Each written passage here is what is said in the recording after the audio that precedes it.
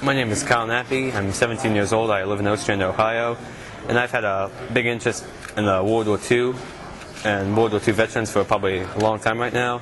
And I've been collecting autographs from numerous vets and their stories that they have to tell. And I brought some of them here to share with you. How many autographs do you have? I probably have at least 1,600 from 15 countries. Well, show us some of the items that you brought. Okay. One very famous icon that people are familiar with is a famous kissing sailor. I was able to find out who it was. His name is George Mendoza, and he lives in Middletown, Rhode Island. He sent me an autographed picture of him, along with some information about his military service. He was in the Navy in the Pacific and saw some combat action, and he was a sailor on the USS Sullivan.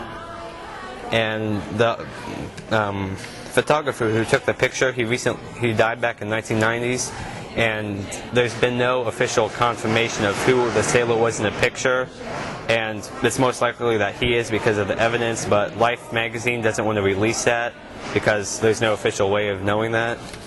Let's see.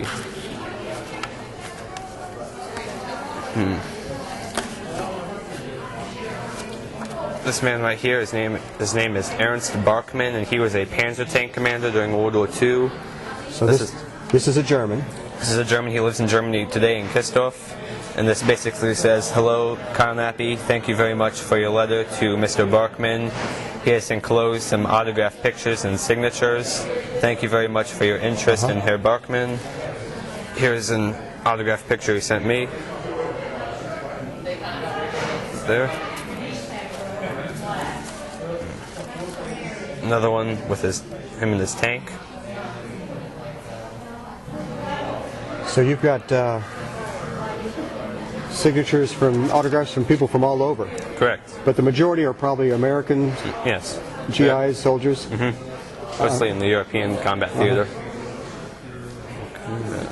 And one has sent you some artwork that he did when he was in a parachute regiment. Is that correct? Correct. After World War II, he developed an interest in artwork and poetry. And here's a picture that he drew of his company, which was F Company, 508th Paratroop Regiment. His name was Dwayne Burns of Texas. Great. Another one that he did was one of a cemetery over in France with a poem.